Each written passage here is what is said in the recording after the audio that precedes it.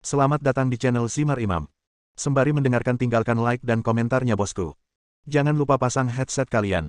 Siapkan pancing dan umpan. Mari kita mancing, semoga dapat ikan. Kembalinya Sang Raja. Bab 589.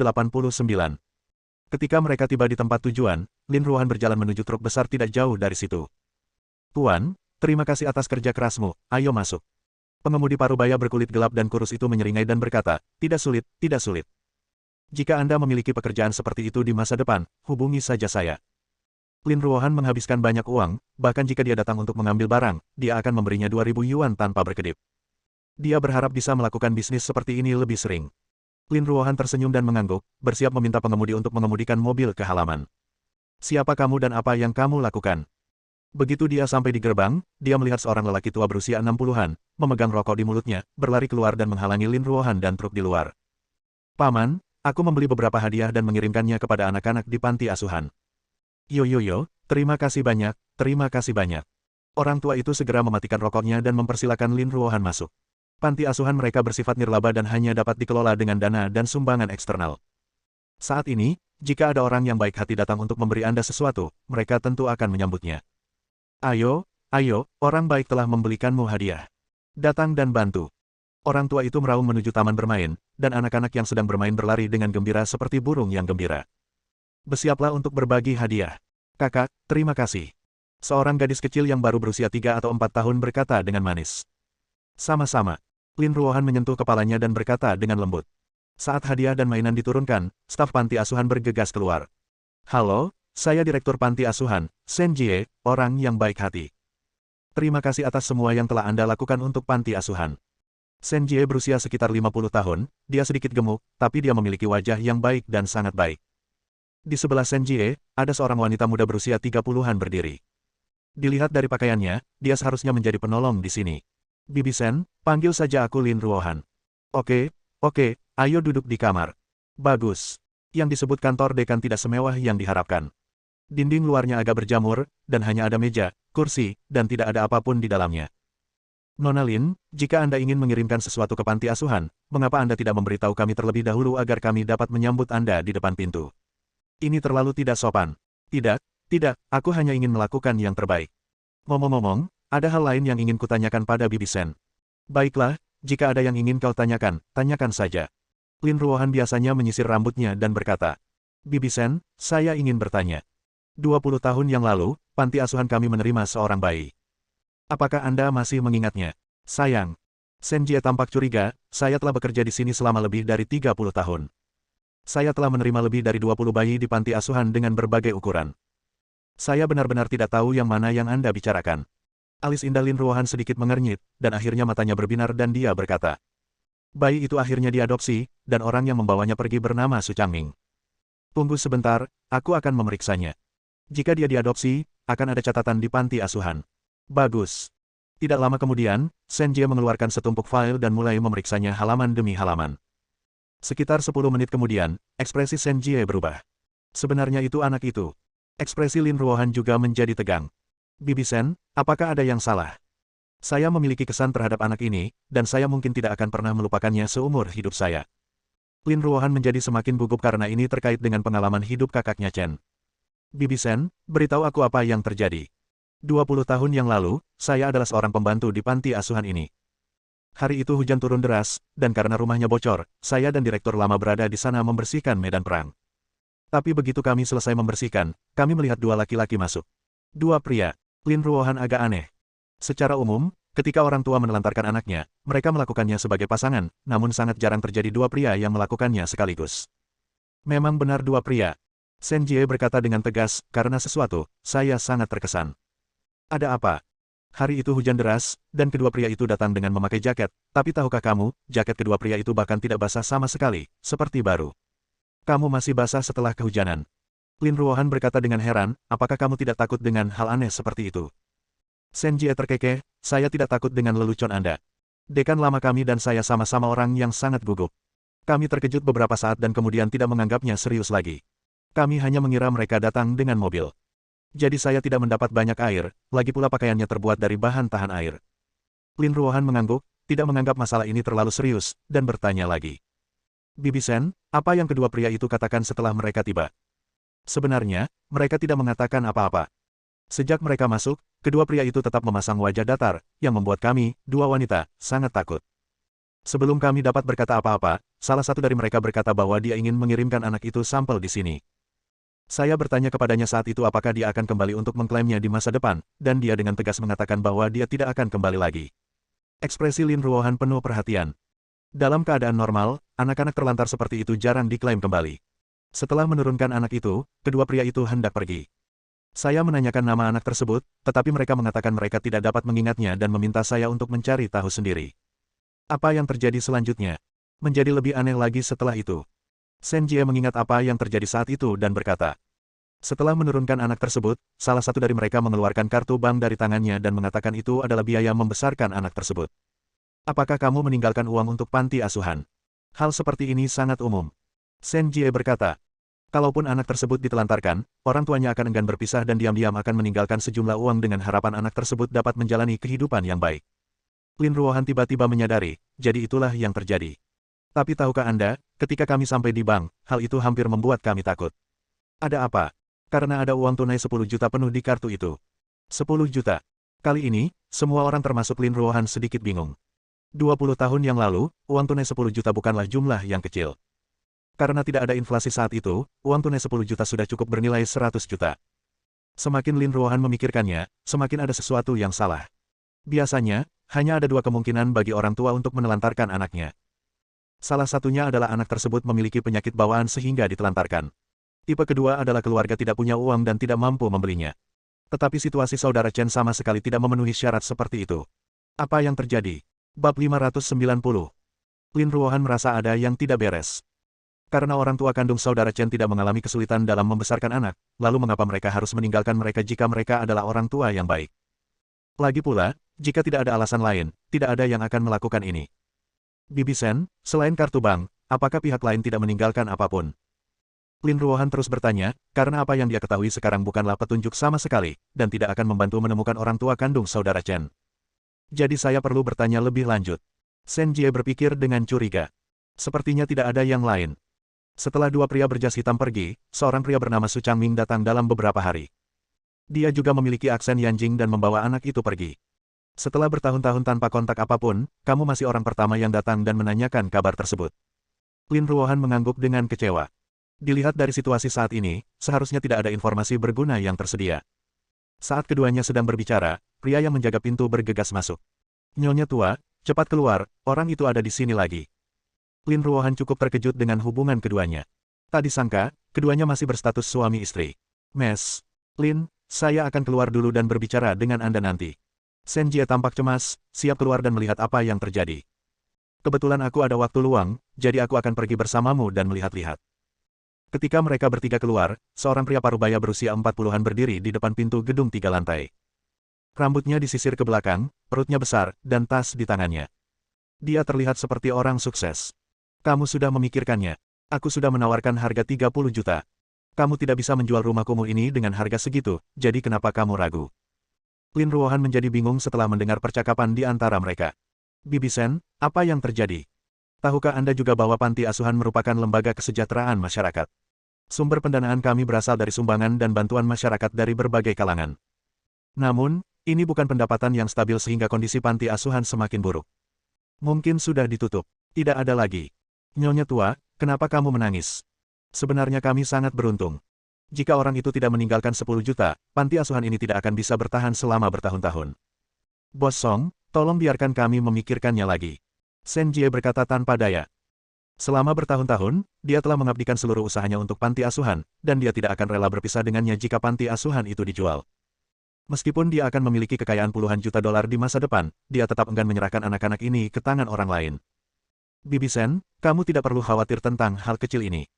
Saya membayar 50 juta untuk membeli panti asuhan ini, dan kamu akan mengurusnya mulai sekarang. Saya juga akan menyuntikkan modal dalam jangka panjang untuk memelihara panti asuhan tersebut. Benar-benar, ekspresi Sen Jie sangat bersemangat. Dia tidak pernah menyangka akan bertemu orang baik seperti Lin Ruohan hari ini. Jika dia bisa terus menyuntikkan dana ke panti asuhan, maka anak-anak ini akan aman di masa depan. Mes, Lin, terima kasih atas semua yang telah Anda lakukan untuk panti asuhan. Tuhan akan memberkati Anda. Sambil memegang tangan Lin Ruohan, Shen Jie berkata dengan mata merah. Dia percaya bahwa kapanpun waktunya tiba, selalu ada orang yang baik hati di dunia ini.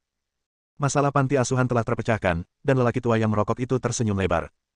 Bos Song, kami tidak bisa menjual panti asuhan itu kepadamu lagi. Tolong ambil kembali. Wajah Song Qinghai berubah jelek. Gaji wanita sialan ini tiba-tiba dinaikkan menjadi 50 juta. Ini membuat Anda tidak punya ruang untuk tawar-menawar. Lagi pula, semua harta miliknya berjumlah kurang dari 50 juta, jadi dia tidak memiliki kemampuan untuk bersaing dengannya. Ya, aku orang jahat tapi hal baik terjadi, kita lihat saja nanti. Setelah menyelesaikan krisis di panti asuhan, Lin Ruohan tidak siap untuk tinggal di sini lebih lama lagi. Jika Anda pulang terlambat, Saudara Chen akan khawatir. Bibi Shen, aku tidak akan berada di sini untuk menemanimu. Jika kamu membutuhkan bantuan di panti asuhan di masa depan, telepon saja aku langsung. Ini kartu namaku. Oke, Nona Lin, terima kasih banyak. Hanya itu yang harus aku lakukan. Setelah mengucapkan selamat tinggal pada Shen Jie, Lin Ruohan menghela napas berat. Walaupun saya tidak mendapatkan informasi yang berguna, saya bisa berbuat sesuatu untuk panti asuhan, sehingga waktu saya tidak sia-sia. Baru beberapa langkah keluar, Lin Ruohan melihat beberapa orang masuk dari gerbang panti asuhan. Dan dia juga mengenal orang yang memimpin. Li Shengwei lah yang mendekatinya untuk mendiskusikan proyek pulau buatan. Hanya saja Lin Ruohan tidak tahu kenapa, kenapa dia ada di sini. Dia orang Selandia Baru. Sekalipun dia ingin beramal, dia tidak akan datang ke Tiongkok.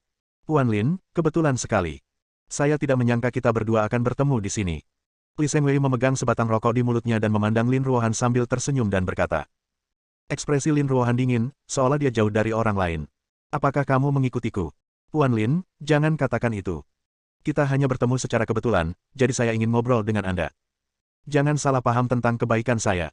Maaf, tidak ada yang perlu dibicarakan antara kamu dan aku. Lin Ruohan berkata dengan dingin. Haruskah Tuan Lin berhenti memikirkannya? Kami sangat tulus. Jangan pertimbangkan itu. Setelah selesai berbicara, Lin Ruohan melirik Li Shengwei dan berkata. Tolong minggir, kamu menghalangiku. Puan Lin, saya menyarankan Anda untuk lebih kooperatif dan jangan minum anggur sebagai hukuman. Li Shengwei berkata sambil setengah tersenyum. Kenapa, di siang hari bolong, kamu masih ingin melakukan sesuatu padaku? Tentu saja saya enggan menyentuh wanita cantik seperti Tuan Lin, tetapi jika Anda tidak bekerja sama, saya tidak tahu apa yang akan saya lakukan. Sejak dia kembali dari warung makan hari itu, Li Shengwei tidak bisa tidur di malam hari setiap kali dia memikirkan wajah cantik Lin Ruohan. Namun sayang, sepupunya terus menghalanginya. Sekarang saya akhirnya mendapat kesempatan dan menyelinap keluar. Ini tidak hanya akan menyelesaikan tugas, tetapi juga memberi Anda kesempatan untuk mendapatkan Lin Ruohan. Dia tidak bisa menunggu lama.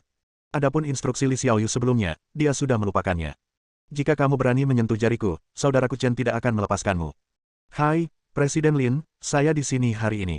Apakah Anda masih berpikir bahwa saya akan takut dengan ancaman Anda? Li Shengwei mengangkat bahu dan berkata dengan percaya diri. Keluarga Li kami ada di Xinguo, tapi ini adalah keluarga terkenal. Terlebih lagi, paman saya masih menjadi Presiden Xinguo saat ini. Jika dia ingin menjadi musuh kami, sebaiknya tunjukkan martabat Anda. Aku tidak peduli apa statusmu, tapi aku peringatkan, jika kamu berani menyentuhku, kamu pasti akan mendapat masalah. Bab 591. Kalau begitu aku akan mencobanya hari ini. Begitu dia selesai berbicara, Li Shengwei melambaikan tangannya dan melihat ke arah Lin Ruohan. Apa yang kamu lakukan? Ini panti asuhan, bukan tempat bagimu untuk menjadi liar. Orang tua yang sedang merokok mengambil sekop yang diletakkan di dekat pintu dan memukulkannya ke arah Li Shengwei. Dasar bodoh, keluar dari sini. Pengawal Li Shengwei menendang tubuh lelaki tua itu dan membuatnya pingsan. Kakek. Lin Ruohan berteriak, penuh kebencian pada Li Shengwei. Puan Lin, Anda harus lebih mengkhawatirkan diri sendiri. Kamu akan menyesalinya. Dalam hidup ini, saya masih belum tahu apa itu penyesalan. Puan Lin, datang dan ajari saya. Bang. Lin Ruohan mengulurkan tangan rampingnya dan memukul tulang belikat Li Shengwei. Klik. Suara retakan tulang datang, dan riak seperti air muncul di udara. Li Shengwei lumpuh, menatap Lin Ruohan dengan ketakutan di wajahnya. Kamu sebenarnya adalah seorang pejuang. Sambil memegang bahunya kesakitan, Li Shengwei tampak tidak percaya. Dia tidak dapat membayangkan bahwa Lin Ruohan, yang lembut dan lemah, sebenarnya adalah seorang pejuang. Setelah Su Chen menyerahkan semua gerakannya kepada Lin Ruohan, ini adalah pertama kalinya dia menggunakannya untuk menyerang orang lain. Kerugiannya adalah dia tidak terlalu terampil, jika tidak, Li Shengwei akan menjadi mayat dengan telapak tangan ini. Tuan, apakah kamu baik-baik saja? Lebih dari selusin pengawal bergegas menuju Li Shengwei. Kekuatan yang ditunjukkan oleh Lin Ruohan membuat mereka semua ketakutan dan tidak berani bertindak gegabah. Kamu belum akan mati. Setelah mengutuk, Li Shengwei menatap Lin Ruohan dengan tajam. Hei Lin Ruohan, Aku tidak menyangka kamu memiliki kemampuan seperti itu. Aku salah. Aku tidak ingin menjadi musuhmu, cepat keluar dari sini. Haha, menurutmu aku ini, Li Shengwei, siapa? Jika aku bahkan tidak bisa berurusan denganmu sebagai seorang wanita, bukankah semuanya akan sia-sia bagiku? Begitu dia selesai berbicara, Li Shengwei berkata kepada orang-orang di sampingnya. Tangkap semua orang ini. Saya mengerti, guru. Lebih dari selusin pengawal bergegas menuju anak-anak di panti asuhan dan mengendalikan mereka semua. Apa yang akan kamu lakukan? Puan Lin, Anda juga telah melihat bahwa jika Anda menandatangani kontrak dengan kami sekarang, maka saya akan melepaskan orang-orang ini, tetapi jika Anda tidak setuju, maka saya akan membunuh semua orang ini satu persatu. Kalian bajingan bahkan bisa melakukan hal seperti itu. Tidak masalah. Lagi pula, mereka yang meninggal bukanlah warga Selandia Baru kita. Anda, Puan Lin, Anda tidak menginginkan ibu mertua saya lagi. Saya tidak punya banyak waktu tersisa untuk Anda, hanya 3 detik. Jika Anda masih tidak menyetujui persyaratan saya, maka saya akan pergi ke sana. Pembunuhan besar-besaran. 3. Ekspresi bercanda Li Shengwei telah menentukan nasib Lin Ruohan. 2. Tinju Lin Ruohan terkepal. Saat ini, dia tidak tahu harus berbuat apa. Petik 2. 1. Ekspresi Li Shengwei langsung berubah dingin. Puan Lin, karena Anda tidak menyetujui permintaan saya akan mengambil tindakan, tapi ingat, anak-anak ini semua mati karena Anda. Lakukan. Tidak mau. Beberapa suara terdengar berurutan. Hal yang paling menusuk di antara mereka adalah jeritannya. Tapi teriakan itu bukan datang dari anak itu, tapi dari salah satu anak buah Li Shengwei. Pria itu menatap dan jatuh ke dalam genangan darah. Saudara Chen. Melihat Su Chen, Lin Ruohan berlari tanpa ragu-ragu. Dengan kakaknya Chen di sini, Lin Ruohan tidak perlu takut. Itu sebenarnya kamu. Melihat Su Chen, ekspresi Li Shengwei menjadi gugup. Kamu, keluarga Li, sungguh mengesankan saat kamu menggunakan trik seperti itu secara diam-diam. Kenapa, kamu masih ingin melakukan sesuatu padaku? Karena dia memiliki sandera di tangannya, Li Shengwei yakin. Saya menasihati Anda, sebaiknya Anda bekerja sama, jika tidak anak-anak ini akan mati. Bang bang bang. Serangkaian ledakan terdengar, dan selusin pengawal yang dibawa oleh Li Shengwei semuanya muntah darah dan roboh ke tanah. Anak-anak di panti asuhan sangat ketakutan hingga mereka berteriak keras dan bersembunyi di samping Shen Jie. Li Shengwei bingung. Selusin pengawal ini semuanya mati, dan hanya dia yang tersisa. Tidak mungkin dia bisa menjadi lawannya. Bibi Shen, bawalah anak itu kembali dulu, dan kami akan menangani masalahnya di sini. Shen Jie mengangguk dan tidak menolak. Dia tahu bahwa pria dan wanita di depannya bukanlah orang biasa. Mungkin akan lebih baik jika mereka menangani masalah ini. Mes, Lin, ayo masuk dulu dan segera hubungi polisi. Tidak perlu memanggil polisi, kata Lin Ruohan. Dengan kekuatan kakaknya Chen, dia dapat dengan mudah menangani Li Shengwei. Jika dia memanggil polisi, segalanya akan menjadi lebih buruk. Aku tahu, hati-hati. Bagus. Taman bermain panti asuhan sepi, dan wajah Li Shengwei menjadi pucat. Jika dia tahu ini akan menjadi akibatnya, dia tidak akan pernah menyusahkan Lin Ruohan. Biar ku beritahu, keluarga kita adalah keluarga pertama di negara baru, dan pamanku juga presiden negara baru. Jika kamu berani menyerangku, kamu akan mati dengan baik. Jangan menganggapmu Li terlalu serius. Jika aku mau, aku bahkan bisa menghancurkan negara barumu. Keluarga Limu tidak ada apa-apanya di hadapanku. Bang! Dada Li Shengwei meledak dengan kabut darah mengalir ke seluruh lantai, dan dia mati di tempat. Setelah itu, Su Chen meminta seseorang untuk datang, membersihkan semua mayat, menyapa Shen Jie, dan kemudian meninggalkan panti asuhan. Saudara Chen, bagaimana kamu menemukanku? Dalam perjalanan pulang, Lin Ruohan dengan ragu bertanya. Saya telah menyuntikkan energi yang kuat ke dalam tubuh Anda, jadi saya tahu kemana Anda pergi. Su Chen berkata dengan wajah dingin. Setelah keluar dari panti asuhan, keduanya tidak pergi ke perusahaan, melainkan kembali ke rumah. Saudara Chen, saya tahu saya salah. Saya tidak akan berani melakukannya lagi lain kali. Duduk di pangkuan Su Chen, Lin Ruohan berkata dengan sedih. Bukankah aku sudah memberitahumu? Jangan khawatir. Tapi aku tidak bisa marah. Aku ingin bertanya kepada orang tuamu mengapa mereka melakukan ini saat itu. Aku ingin berargumentasi dengan mereka.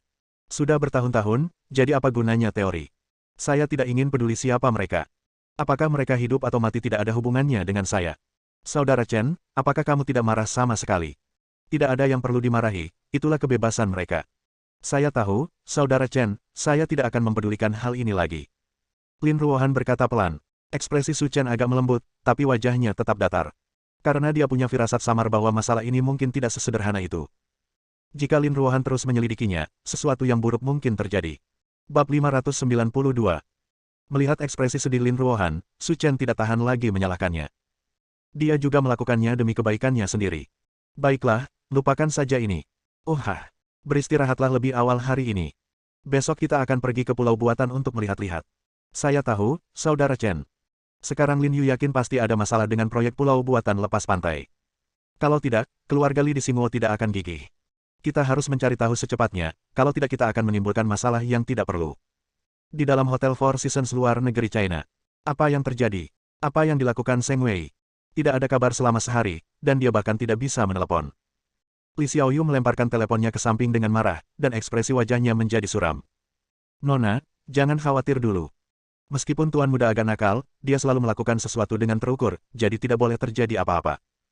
Pembicaranya adalah seorang lelaki tua berkulit putih, berdiri dengan tangan di belakang punggung, dan lelaki tua itu berbicara dengan tenang. Nama orang tua itu adalah Pan Hongsen, dan dia adalah master tingkat master seni bela diri. Dalam operasi ini, mereka adalah pengawal pribadi Li Xiaoyu dan Li Sengwei. Karena Li Sengwei pergi mencari Lin Ruohan secara diam-diam, jadi dia tidak memberitahu Pan Hongsen untuk mengikutinya. Saat itu masih pagi, dan Li Xiaoyu masih belum menunggu Li Sengwei, dan dia merasa tidak sabar. Paman Pan, tolong pergi dan beritahu semua orang dan minta semua orang berkumpul di sini. Saya tahu, Nona. Sekitar 10 menit kemudian, selusin pria berpakaian hitam berkumpul di kamar Li Xiaoyu. Apa yang terjadi? Tidak apa-apa. Mengapa separuh orang hilang? Ada lebih dari 20 orang yang menemaninya.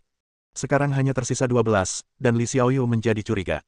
Mendengar pertanyaan Li Xiaoyu, selusin pria berbaju hitam saling memandang dengan ekspresi aneh, tidak tahu harus menjawab apa. Patah. Li Xiaoyu berdiri dan memandang orang-orang itu dengan ekspresi dingin. Katakan padaku apa yang sebenarnya terjadi. Nona, pada siang hari ini, tuan muda kedua pergi bersama selusin saudara laki-laki, tetapi ketika dia keluar, dia menyuruh kami untuk tidak mengatakan apa-apa. Kami tidak tahu apa yang dia lakukan. Firasat buruk muncul di hati Li Xiaoyu, dan dia buru-buru bertanya. Lalu apakah dia melakukan sesuatu yang aneh? Kemarin dia meminta kami untuk mengikuti seseorang, yang sepertinya adalah Presiden Grup Lin. Setelah kami memberitahu dia keberadaan wanita itu, dia keluar bersama selusin saudara laki-lakinya dan belum kembali. Rusak, terjadi sesuatu. Wajah Li Xiaoyu sangat jelek. Tidak ada keraguan bahwa dia pasti pergi mencari Lin Ruohan. Nona, apa yang terjadi? Sesuatu mungkin telah terjadi pada Seng Wei. Li Xiaoyu berkata dengan gugup. Setelah melakukan kontak dengan Lin Ruohan hari itu, dia menemukannya. Di sebelahnya, pria bernama Su Chen sangat luar biasa. Sayang sekali saya tidak menghentikannya. Bajingan. Li Xiaoyu tidak bisa menahan diri untuk tidak mengutuk. Aku sudah memberitahunya untuk tidak mengganggu Lin Ruohan, tapi dia masih berani melakukannya secara pribadi. Wajah Pan Hongsen juga terlihat jelek. Nona, apakah kamu serius dengan ini? Jika kamu belum kembali selarut ini, maka kamu tidak dapat dipisahkan. Kedua orang China sialan itu berani menyerang tuan muda kedua. Mereka benar-benar mencari kematian. Saya akan membunuh mereka sekarang. Paman Pan, jangan terlalu bersemangat. Li Xiaoyu segera menghentikan Pan Hongsen. Sekarang masalahnya sudah sampai pada titik ini, tidak ada gunanya jika kita membahasnya sekarang. Kita masih harus memaksimalkan kepentingan kita sendiri. Apa maksud wanita itu? Besok, kamu dan aku akan pergi ke grup Lin. Aku ingin menyelesaikan rekening ini dengan Lin Ruohan. Bagus. Keesokan paginya, Lin Ruohan bangun pagi untuk menyegarkan diri dan bersiap berangkat kerja bersama Su Chen. Meski keduanya berencana pergi ke pulau buatan untuk menyelidiki, mereka tidak langsung pergi. Karena perusahaan masih memiliki beberapa hal yang harus diselesaikan, Lin Ruohan harus kembali. Ketika dia tiba di perusahaan, Lin Ruohan buru-buru menyelesaikan semua pekerjaan yang ada. Dia meregangkan pinggangnya dengan malas, memperlihatkan lekuk tubuhnya yang indah seperti gambar yang indah. Saudara Chen, saya telah menyelesaikan semua pekerjaan yang ada. Kita bisa berangkat sekarang. Su Chen melihat arlojinya dan berkata, waktunya tepat, kapal pesiar sudah siap, ini waktu yang tepat untuk berangkat. Lin Ruohan mengangguk, mengambil tas tangan di kakinya, dan bersiap untuk pergi keluar bersama Su Chen. Apa yang kamu dapat? Lin Ruohan melihat sekeliling dan berkata secara misterius kepada Su Chen. Ini baju renang yang kubeli sebelumnya, tapi aku tidak pernah sempat memakainya. Meski kami sudah memeriksanya, itu hanya tempat di mana kita bisa bersantai. Benar. Su Chen berkata dengan penuh kasih sayang. Begitu mereka berdua keluar, mereka melihat sekretaris berjalan ke arah mereka. Puan Lin, ada dua orang di meja depan di bawah yang ingin membuat janji dengan Anda. Siapa dia? Tahukah kamu namanya? Mereka adalah lelaki tua dan lelaki muda. Salah satu wanita itu bernama Li Xiaoyu. Karena Li Sengwei, ekspresi Lin Ruohan menjadi dingin setelah mendengar nama Li Xiaoyu. Jangan perhatikan mereka, suruh satpam untuk mengusir mereka. Saya tahu, Tuan Lin. Jangan biarkan mereka pergi dulu. Jika kamu berani menemukan tempat ini secara terbuka, mungkin ada hal lain yang terjadi. Untuk orang seperti mereka, yang terbaik adalah segera membereskan kekacauan dan menyelesaikannya sekaligus, jadi pergilah dan lihatlah. Apa yang terjadi dulu? Su Chen berkata perlahan. Tidak apa-apa. Saat keduanya sampai di lobi di lantai 1, saya menemukan Li Xiaoyu dan seorang lelaki tua duduk di sofa di sebelah mereka. Apa yang kamu lakukan di sini? Melihat Li Xiaoyu, Lin Ruohan berkata dengan wajah dingin. Saya tidak melakukan apa-apa, saya hanya ingin bertanya kepada Tuan Lin di mana dia melakukan saudara saya. Dibunuh olehku. Su Chen berkata tidak setuju. Anda. Mereka sudah menduga sesuatu akan terjadi pada Li Sengwei. Saya juga mengira Su Chen lah yang mengambil tindakan, tetapi saya tidak menyangka dia akan mengakuinya secara terbuka. Nah, karena kamu mengaku membunuh Tuan Muda kedua, aku akan membunuhmu hari ini. Paman Pan, jangan lakukan apapun dulu. Li Xiaoyu berkata dengan serius. Tuan Lin, haruskah Anda memberi saya penjelasan tentang masalah ini? Keluarga Li kita bukanlah orang yang bisa dianggap enteng. Penjelasan apa yang kamu ingin aku berikan padamu? Kakakmu menyerangku dan melukai nyawa anak-anak di panti asuhan. Sekalipun dia mati, dia tetap pantas mati. Saya menyarankan Anda untuk lebih memahami situasinya. Keluarga Li kami bukanlah keluarga kecil, dan presiden negara baru kami adalah pamannya. Jika Anda tidak dapat memberi saya penjelasan, maka ini akan menjadi masalah diplomatik yang serius. Kapan saat waktunya tiba, kamu akan grup Lin sangat pasif. Bersambung.